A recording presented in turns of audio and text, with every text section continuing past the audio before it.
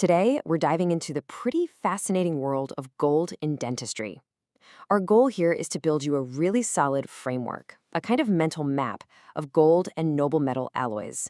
That way, when you go to do your detailed reading on this, all the core concepts will just click into place. So, how do we get from this soft, beautiful metal to a super durable dental restoration? Well, here's our roadmap. We're going to start with pure gold, then see how we make it stronger with alloys. After that, we'll look at how to make it even tougher, explore some modern alternatives, and then we'll wrap it all up with a few key practical things to keep in mind. You know, this right here is the central problem. It's the big question that has been driving innovation in dental materials for, well, decades. It's really the why behind everything we're about to cover. So, how do they solve it? Let's get into it. Okay, let's start at the very beginning with pure gold itself. On its own, it has this one almost magical property that makes it perfect for a very specific job in dentistry. It's something no other metal can really do in quite the same way. And that property is called cold welding. It's exactly why pure gold fillings are even possible. Just picture this. A dentist takes these tiny, clean pieces of gold foil and, layer by layer, just packs them directly into a tooth. And under that pressure, they literally fuse into a solid piece of metal. No heat, no glue. It's wild. So, if pure gold is so amazing, why don't we just make everything out of it? Well, it's a classic trade-off. On one hand, it's unbelievably resistant to corrosion. But on the other, it's just too soft. You couldn't chew on it in a high-stress area, and that weakness is what leads us to our first huge innovation. So what's the solution to gold being too soft? You mix it with other metals. This is called alloying, and you can think of it like creating different recipes for different jobs in the mouth. When you add things like copper or palladium, you're basically throwing different-sized atoms into gold's nice, neat structure. That mess makes it way harder for the atoms to slide past each other, and that's what makes the new material so much stronger. Now check this out. There's a really clear pattern here, right? As we go from type 1 for low-stress stuff down to type 4 for really heavy-duty partial dentures, look what happens to the gold content. It drops. And in its place, we see more copper, more platinum, more palladium. All of that is just to crank up the strength for the tougher jobs. And here is that crucial trade-off I mentioned, laid out perfectly.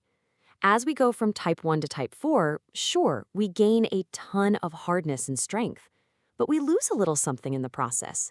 We sacrifice ductility, that's the metal's ability to be adjusted without breaking, and we lose a bit of that amazing corrosion resistance, simply because there's less pure gold in the mix. Okay, so we've got our strong alloy recipes, but what if we need even more? I'm talking about the most demanding situations, like a partial denture that needs to be thin but incredibly strong. Can we push these alloys even further? And the answer is a big yes.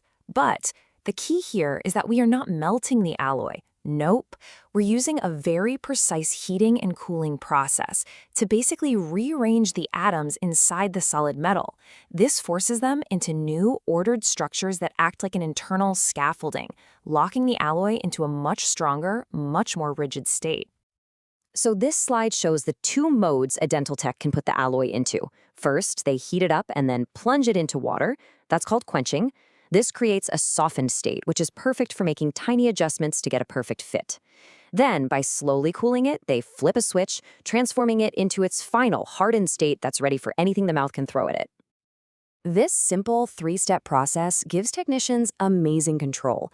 You get a material that's flexible when you need it to be for a perfect fit, and then incredibly strong so it will last for years and years. It's a really beautiful example of material science in action. So, these high gold alloys are fantastic, but they've got one pretty big downside: the price of gold. And that economic reality is what pushed researchers to come up with more affordable alternatives that still use those corrosion-resistant noble metals. The main alternative that came out of this search is the silver-palladium family of alloys. The big win here is obviously the cost, but you guessed it, there are trade-offs. They're not as dense, which can make the casting process a little more finicky, and their corrosion resistance is really only good if they have at least 25% palladium in the mix. All right, let's wrap this up by looking at two really important practical things for all these alloys. How do you actually join pieces together to make complex stuff, and how do they get along with the human body? You see, to make a big piece like a multi-tooth bridge, you can't just cast it all in one go. You'd risk it warping and not fitting right. So instead, the parts are made separately and then joined together by soldering. It uses a special filler metal with a lower melting point to basically glue the pieces together without damaging the original parts. And when it comes to safety, here's the bottom line. While these noble metal alloys are generally incredibly well tolerated, they aren't totally inert for every single person. Allergies to gold and palladium, while not common, can and do happen. It's a great reminder that every patient is unique. And that really brings us full circle. We've journeyed all the way from a single soft metal to this complex system of alloys and heat treatments. But through it all, the goal has always been exactly the same: to solve that one problem of creating a durable restoration that can survive inside the human mouth.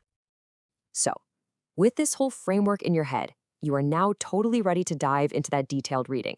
And as you do, keep this question in the back of your mind. In this modern age of advanced ceramics and polymers, what is it that makes these classic metal alloys still so relevant? Think about their incredible durability, their adjustability, and that long track record of success. There's a reason they're still a vital part of modern dentistry.